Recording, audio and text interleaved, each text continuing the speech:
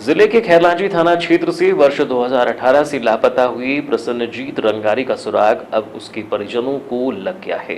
लेकिन समस्या ये है कि वह इस देश में नहीं बल्कि पाकिस्तान की लाहौर जेल में बंद है, जिसकी जानकारी प्रसन्नजीत की बहन संघमित्रा को लाहौर जेल से छूटे एक शख्स ने दी।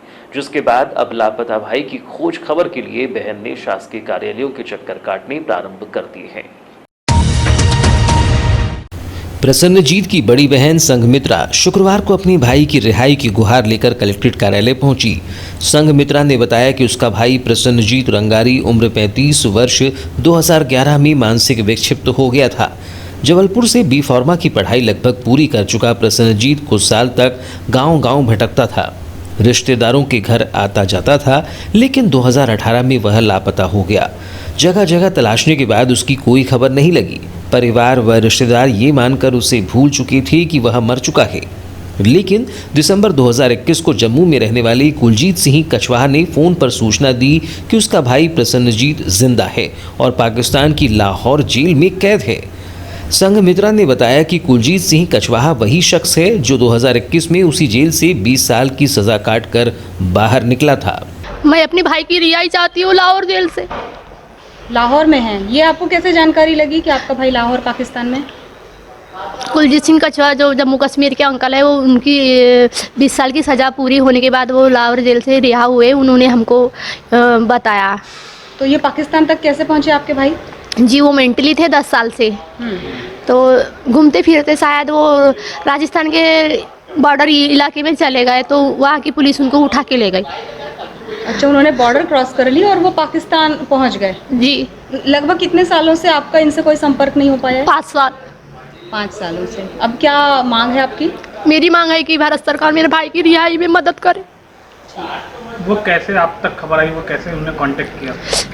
कुलजीत सिंह कछवाहा जो है अंकल, वो उनको मेरे भाई ने मेरे बड़े बाबूजी का नंबर दिया था। जो मेरे बड़े बाबूजी आर्किटेक्ट इंजीनियर है भोपाल में, उनका नंबर दिया, तो उन्होंने उनसे बात की पर उन्होंने कुछ बताया नहीं। फिर हमारे खैरलांजी ग्राम के डेविस जो उनका दवाई दुकान है, उनके वहाँ पे फ़ोन करके उन्होंने बताया, तब हमको पता चला कि वो जिंदा है करके, नहीं तो हम लोग सोचे थे कि वो तो ख़त्म हो गया।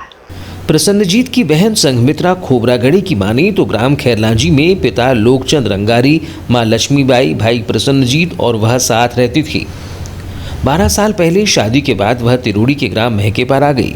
गरीबी के बाद भी पिता ने प्रसन्नजीत को पढ़ाया और जबलपुर के गुरु रामदास खालसा कॉलेज में बी फार्मा में दाखिला कराया।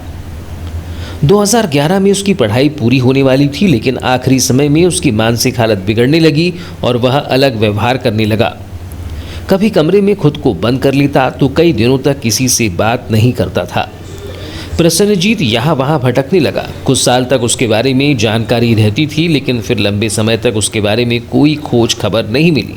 हम सब यही सोचते थे कि वह मर चुका है और कभी नहीं लौटेगा। लेकिन दिसंबर 2011 में उसे खैरलांजी में मेडिकल दुकान चलाने वाली डेविस ने संपर्क कर बताया कि कुलजीत सिंह कछवाहा नामक व्यक्ति ने फ़ोन पर सूचना दी है कि प्रसन्नजीत जिंदा है और पाकिस्तान की जेल में कैद है। प्रसन्नजीत को भोपाल में रहने वाले अपने बड़े पिता सेवकराम रंगारी का फ़ोन नंबर कंठस्थ था। बात में उसने कुलजीत को वो नंबर दिया। कुलजीत ने उस पर संपर्क किया, लेकिन सेवकराम ने खराब सेहत के चलते मदद करने से इनकार कर दिया। उसके बाद कुलजीत के बेटे और भांजी ने फेसबुक में प्रसन्नजीत की प्रोफाइल खोजी और खैरलांजी के डेविस से संपर्क कर प्रसन्नजीत की खबर दी।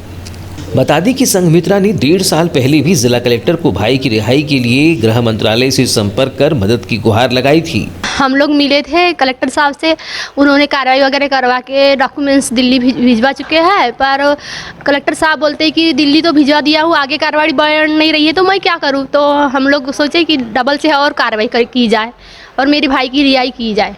कहाँ तक पढ़े लिखे हैं आपके भाई? मेरे भाई बी फार्मेसी। इधर इस मामले में कलेक्टर डॉक्टर गिरीश कुमार मिश्रा ने बताया कि संघमित्रा द्वारा दी गई जानकारी की हर पहलू से जांच की जाएगी। हमारा प्रयास होगा कि जिनसे इन्हें जानकारी प्राप्त हुई है उसकी जानकारी ली जाएगी, जिसके बाद इसकी जानकारी गृह मंत्रालय और विदेश मंत्रालय को भेजी जाएगी। देखिए, अभी तो मेरे संज्ञान में आया है, खोबरागढ़ी जी द्वारा, मैडम द्वारा आवेदन दिया गया है। अभी जो सारा प्रकरण है वो हियर से बेसिस पे है। हम लोग प्रयास ये करेंगे कि जहाँ से इनको इन्फॉर्मेशन मिली है उस व्यक्ति के क्रेडेंशियल इस्टेब्लिश कर ले, उसके बाद हम गृह मंत्रालय के थ्रू विदेश मंत्रालय तक ये बात पहुँचाने का प्रयास करेंगे। जी, तो सर जो 1.5 साल पहले आवेदन दिया गया था उसके उपरांत कोई कार्यवाही प्रशासन द्वारा की गई? निश्चित तौर पे चूँकि मैं आज पहली बार मिल रहा हूँ, आवेदन आया होगा तो आवेदन पे कार्रवाई हुई होगी।